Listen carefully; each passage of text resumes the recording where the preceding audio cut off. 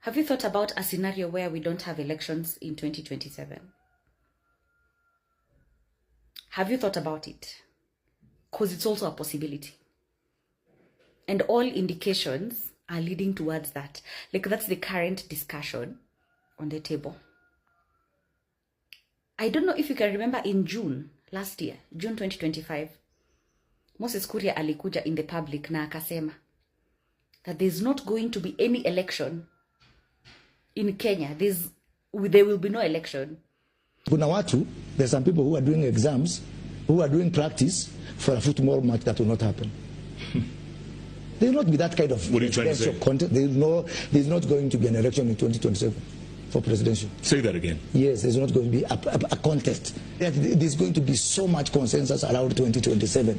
And the kind of election people are imagining is going to be there. It's not going to be like 2022. It's not going to be like 2017. It's not going to be like 2013. There will be so much consensus for the need of people to say. There will be two factors driving that consensus.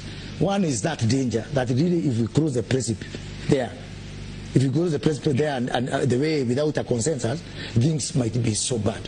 Yeah? I think Rigiji said it the wrong way. But I think he said it for the wrong reason. Because of election stealing and all that. No. There's going the opportunity, the possibility of us jumping over the cliff if you don't manage 2027 right is more dangerous than 2007 and all these other things. And that will be the impetus, that will be the incentive that is going to make people sit around the table and say, to save this country, we are going to do where utapata hii, where utapata hii, where utapata hii ingine. Unfortunately, that is not the game some people are practicing for. Some people are practicing for football, and it is going to be a tennis match. Wazee wataketi chini. They say we have two options. Go Rwanda way, destroy the nation Rwanda way, or let's agree. Let there be honor among, I don't want to say this, but among men and women. Let there be honor among men and women. Because the opportunity, Ross, the alternative will be too dire to fathom. So as you're preparing for a football match, as politicians, just know that they are preparing for a tennis game. Tennis game is more controlled. Football is a bit chaotic. It needs a lot of rigor. So nyinyi mkiendelea kucampaign, just know that's not the strategy. There's going to be a plot twist and a dangerous one. Moses Kuria in his own words says that our viongozi wataitwa wote kwa meza moja. Waambiwe wewe utapewa kitu fulani, wewe utapewa kitu fulani, kila mtu anapewa kitu fulani. So wakusanyike wote, waende wapewe hizo vitu zao. Where does this leave the common mwananchi? They are so scared right now because they know if today we go to any election, Dr. William Samoei Ruto is going home very early in the morning. Intelligence is out there. Amepewa reports. NIS wako kwa ground, wanafanya background information check.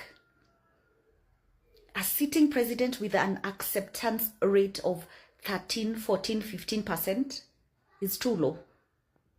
So clearly wamepanic. Wanajua tukienda kwa uchaguzi leo, we are getting nothing. And so now this is the script. Let us sell this narrative ya kuwa tukienda kwa uchaguzi 2027, tutapigana, tutarudi 207, and as a country we don't want that. So badala ya hiyo, let's have a gentleman's agreement. Tukuje kwa meza sisi viongozi wote, tukae, to agree, wewe unapewa hii, wewe unapewa hii. That's the discussion that's gonna be around. Nafikiri mmeshaanza kuona wakianza kuni. Engineer Sudi ameshasema clearly, Wamunyoro wewe, unataka watu wapigane, sijui. Like that's the narrative that is being peddled around. And of course, nobody wants to fight. Nobody wants to go back to 207. So, wanataka waingize uoga, muingie box na hiyo story yao ya conversation. Let me bring you back to the conclave. Si mumeitwa discussion on 12th of August. That is where it is gonna begin. That's why all of a sudden kumetokea na hizi stories za Vision 2060. Vision 2060 imetokea wapi? Like we were implementing the better plan. That is exactly what we were doing. Then voila. We now have like, a revelation that we need to do a Vision 2060.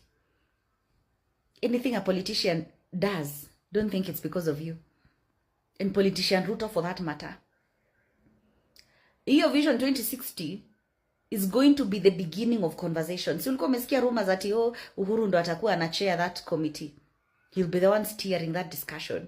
Haya, aite Uhuru. Uhuru akikuja anakuja na azimio yake, including Kalonzo, who is the party leader for Azimio. He comes with akina Sifuna, he comes with everybody else. Kila mtu akaishwe kwa meza, waambiwe watapewa kitu fulani fulani fulani fulani. So when that happens, what happens to us as the common mwananchi? Politicians can gang up against us. Nyinyi mko hapa tu mkisema mimi ndio Sifuna, mimi ndio wa Munyoro, mimi ndio. Plot twist. Have you thought about it that way? Because that is what politics is about. Kipanga A, walishatoka A kitambo sana. Wako G. By the time unafika B, C, D, unawafikia G, walishatoka huko wako M. Let's be smart. Think outside the box.